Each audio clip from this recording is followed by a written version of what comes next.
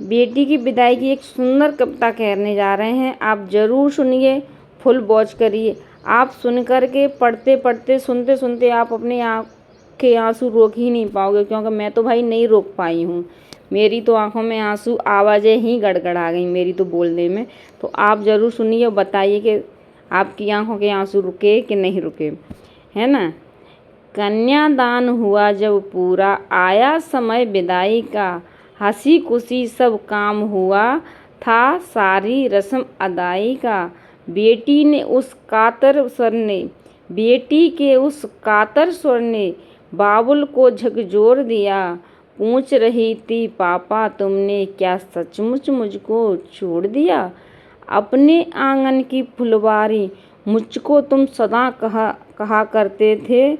मेरे रोने को पल भर भी पापा तुम नहीं सहा करते थे।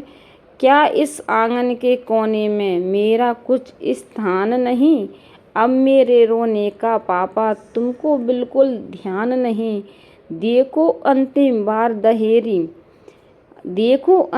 बार देहरी लोग मुझे पुजवाते हैं। आकर के पापा क्यों इनको आप नहीं समझाते हैं। नहीं रोकते चाचा ताऊ, भैया से भी आस नहीं। ऐसी भी क्या निर्भरता है, कोई आता पास नहीं। बेटी की बातों को सुन के पिता नहीं रह सका खड़ा। उमड़ पड़े आंखों से आंसू, बदहवास सा दौड़ पड़ा। कातर बचिया सी वह बेटी लिपट पिता से रोती थी।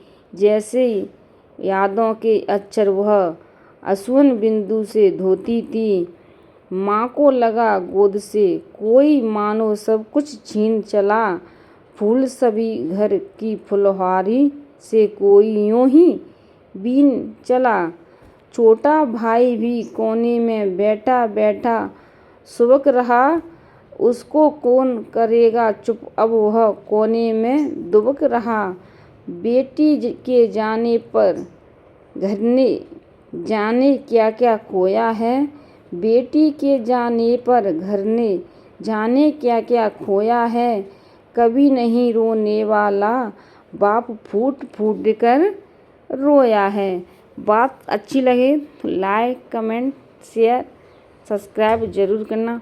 इतनी सुंदर प्यारी कविता है। और बताइए कौन कौन के आंसू रुके, कौन कौन के नहीं सुने, वो लाइक करके कमेंट में ज़रूर बताना।